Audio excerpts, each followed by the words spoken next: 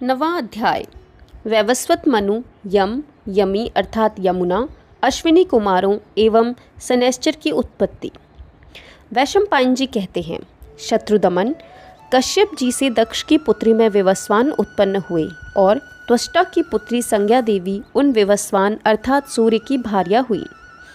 महात्मा मार्तंड की वह पवित्र अंतःकरण वाली भार्या भगवती संज्ञा तीनों लोकों में सुरेणु के नाम से भी प्रसिद्ध है। वह रूप यौवन शालिनी संज्ञा अपने पति सूर्यदेव के मंडल के तीव्र तप, तेज एवं दीप्ति के कारण प्रसन्न नहीं रहती थी। उस संज्ञा का रूप सूर्यमंडल के तेज से अंगों के संतप्त होने के कारण झुलस जाता था, अतः वह उन्हें बहुत अच्छे नहीं लगते थे। अदिति के अज्ञान में पड़ने पर कश्यप जी ने स्नेहपूर्वक कहा था कि यह मरा नहीं है, किंतु अंड अर्थात गर्भ में स्थित है, इसलिए तब से सूर्य मार्तंड कहे जाते हैं। तात कश्यप के महात्म्य के कारण जीवित हुए विवस्वान में सर्वदा अधिक तेज रहता है। उसी तेज से कश्यप जी के पुत्र सूर्य तीनों लोकों को तपाते रहते हैं। कुरुवंशी राजन, तपाने वालों में श्रेष्ठ आदित्य ने संज्ञा के गर्भ से 2 प्रजापति और 1 कन्या, इन 3 संतानों को उत्पन्न किया। उनमें एक प्रजापति तो विवस्वान सूर्य के पुत्र वैवस्वत मनु थे और दूसरे प्रजापति श्राद्ध देव यम थे। इस तरह यम तथा यमुना नामक 2 जुड़वा संतान उत्पन्न हुई। तदंतर संज्ञा ने सूर्य के कठिनता से सहने योग्य तेजस्वी रूप को देखकर उनके तेज को न सह सकने के कारण अपनी छाया को ही अपने समान नाम और रूप वाली बनाकर तैयार कर दिया। वह मायामयी संज्ञा की छाया से उत्पन्न हुई थी। नरेश्वर वह छाया संज्ञा को प्रणाम कर हाथ जोड़कर बोली, सुचिस्मते, बताओ मुझे क्या करना चाहिए। श्रेष्ठ अंगों वाली मैं तुम्हारी आज्ञा का पालन करूंगी, तुम मुझे आज्ञा दो। संज्ञा ने कहा, तुम्हारा कल्याण हो, मैं अपने पिता के घर जा रही हूँ, तुम मेरे इस घर में शांत होकर रहो। ये मेरे दोनों पुत्र हैं और यह एक सुमध्यमा अर्थात सुंदर कटी वाली कन्या है। इनका तू ध्यान रखना और इस रहस्य को भगवान सूर्य को कभी न बतलाना। छाया ने कहा, देवी, मेरे बाल पकड़े जाने तथा श्राप देने की नौबत आने के पूर्व मैं यह बात किसी प्रकार भी न कहूँगी। आप सुखपूर्वक अपने पिता के घर जाएं।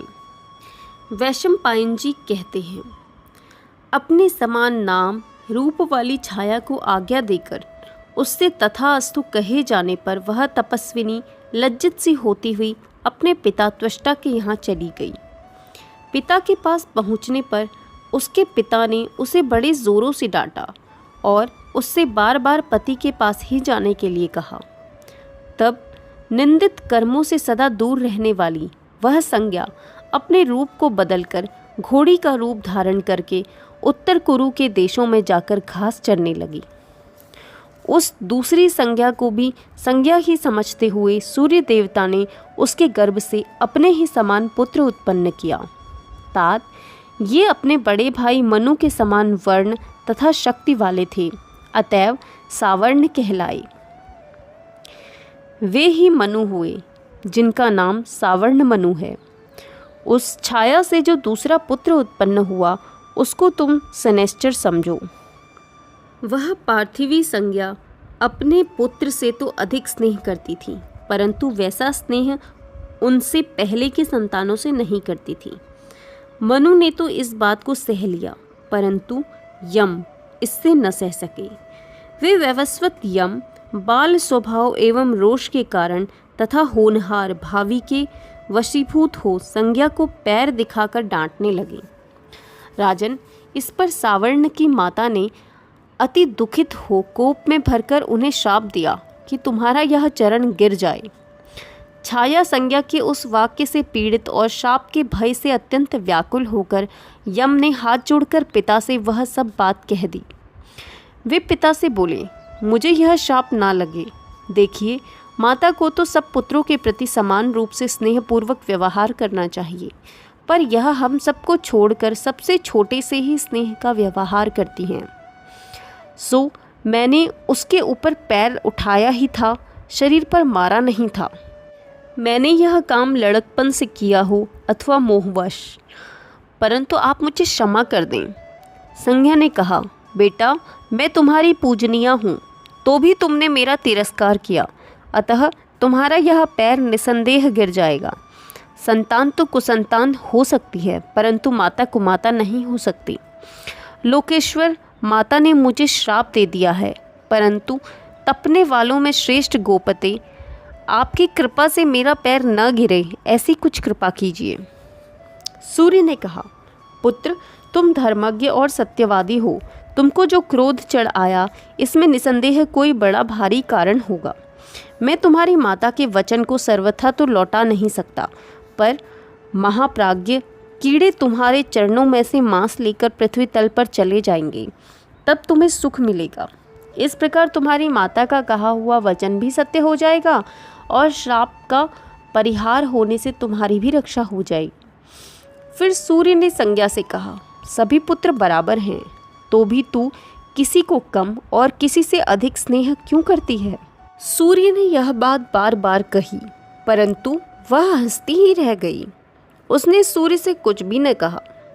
कुरुनंदन, भगवान सूर्य ने अपने चित्त को एकाग्र करके योग के द्वारा सत्य बात जान ली और शाप द्वारा उसका विनाश करने के लिए उसके केश पकड़ लिए।